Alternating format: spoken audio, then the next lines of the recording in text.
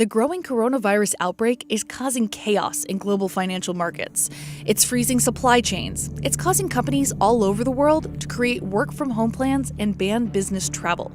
In late January 2020, Chinese scientists in Shanghai released the fully sequenced genome of the novel coronavirus that was wreaking havoc in Hubei province. That kicked off the race at drug companies and government labs to develop a cure for coronavirus, or at least its symptoms. In terms of vaccines, the U.S. has moved at a pace we have never seen before. Still, it's going to be at least a year to a year and a half until they have a vaccine broadly available to deploy. First off, the coronavirus we're hearing about on a 24/7 basis these days belongs to a larger family of coronaviruses. That family of viruses includes the one that caused the SARS outbreak in 2002 and Middle East respiratory syndrome to spring up in 2012. The official name of the new coronavirus is Severe Acute Respiratory Syndrome Coronavirus 2, or SARS-CoV-2.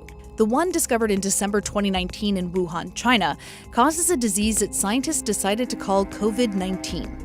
This naming convention works the same way with HIV and AIDS. So HIV is the virus that causes AIDS, the disease.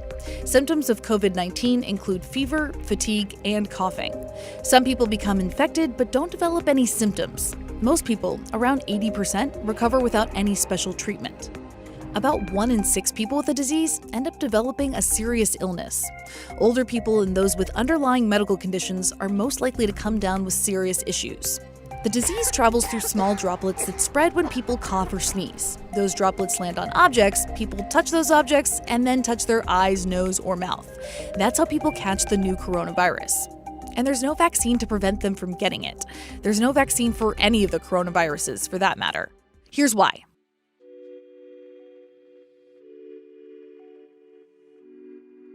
Vaccines have become a big market for drug companies. Scientists and researchers no longer give them away like they used to with the polio vaccine.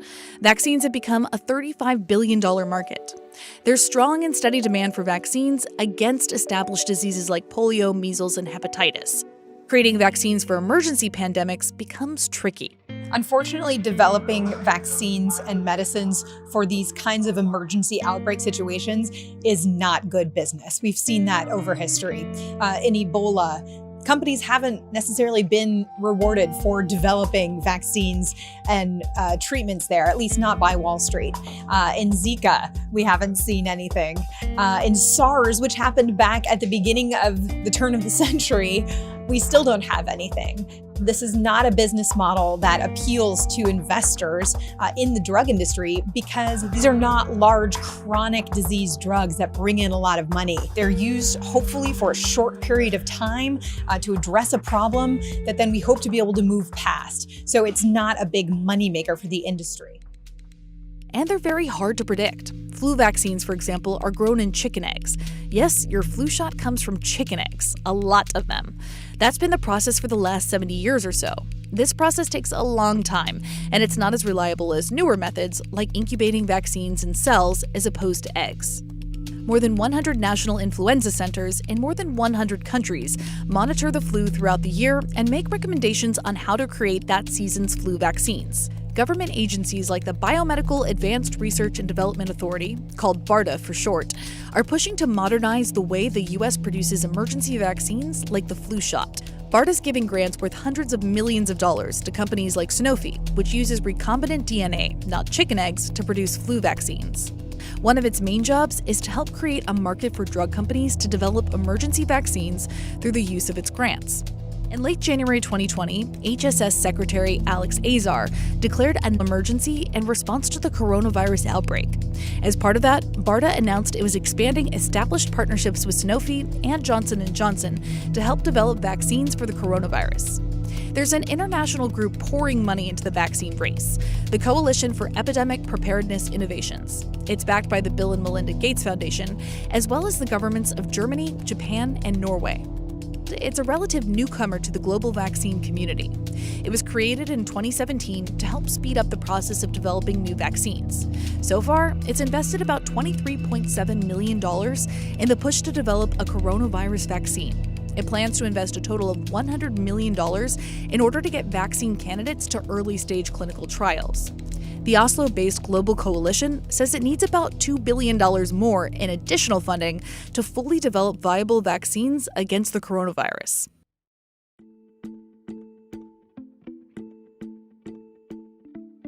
Most of the biotech companies working on vaccines or treatments already had a head start by previously working on SARS and Middle East Respiratory Syndrome, which are part of the coronavirus family. Biotech firm Moderna has one of the most promising starts so far. It's using a new technique called messenger RNA, or mRNA, to develop its vaccine candidate. The drug maker has already started to deliver its vaccine to national health officials. The vaccine was co-designed with the National Institute of Allergy and Infectious Diseases after Chinese scientists decoded the coronavirus's genetic sequence in January 2020. Moderna set a record within the drug industry for the speed at which it developed its vaccine candidate. Using its mRNA method, it took Moderna about 42 days after the coronavirus's genome was sequenced. For comparison, it took about 20 months to develop a vaccine to the human testing phase during the SARS outbreak in 2002. Moderna plans to start a small-scale human trial of the vaccine soon in Seattle, Washington, an epicenter of the coronavirus outbreak in the United States. It will take about 3 months or more to show that it is safe. And then if you show that it's safe, you've got to put it into what's called a phase 2 trial to show that it works. And the reason is there's a medical, ethical, and other considerations is that we'd be giving this to normal people to prevent infection. So you must be sure the edict of medicine, first do no harm. So we need to make sure it's safe, and we needs to make sure it works. That entire process will take at least a year and a half. Johnson & Johnson is also in the race. The company is working with BARDA on a potential treatment, but it's also developing a vaccine using a deactivated version of the coronavirus. As mentioned earlier, Sanofi is also working with BARDA on a coronavirus vaccine. It plans to have a vaccine candidate to test in a lab within 6 months and on people within a year to 18 months. But approval could be as long as 3 years away.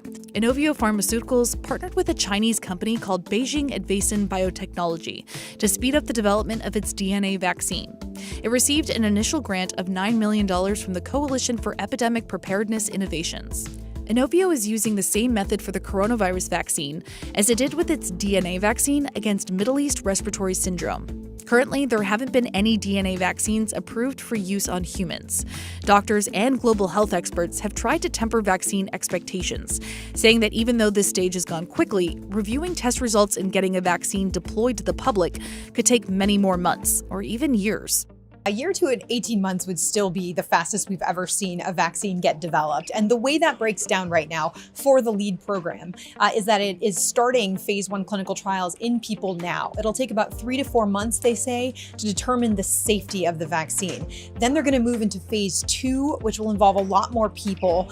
And remember, these are healthy people that they're giving the vaccine to see if it can prevent disease. So the risk tolerance is low, lower than if people were already sick and you're giving them a treatment. So that's why you have to be so careful here. They say it could take perhaps 8 months to get through phase 2. And so that's how you're getting out to about a year before you even know if you have something that's safe and that works to protect people.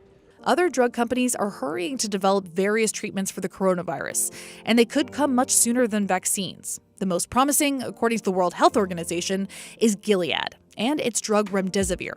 That drug is already being tested at the epicenter of the outbreak in Wuhan, China, and Gilead is now expanding to other countries, including the United States, on a compassionate use basis. We should know within a period of a few months, several months, whether or not this particular drug works. If it does, the implementation of that would be almost immediate.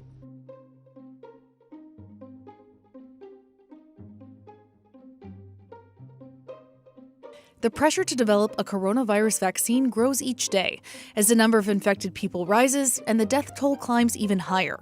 But there's a real risk to pushing too hard and too fast. Some drug companies plan to push testing schedules into human trials rather than spending months testing the vaccines on animals in labs. That could lead to what's called immune enhancement, where a person or animal who receives a vaccine ends up with a more serious disease than unvaccinated subjects. According to Reuters, leading health and drug company officials recently advocated for fast-tracking human testing of coronavirus vaccines during a closed-door meeting convened by the World Health Organization. The question facing health officials is accelerating testing schedules worth these kinds of risks? That all depends on whether countries like the United States can contain the fast-spreading novel coronavirus.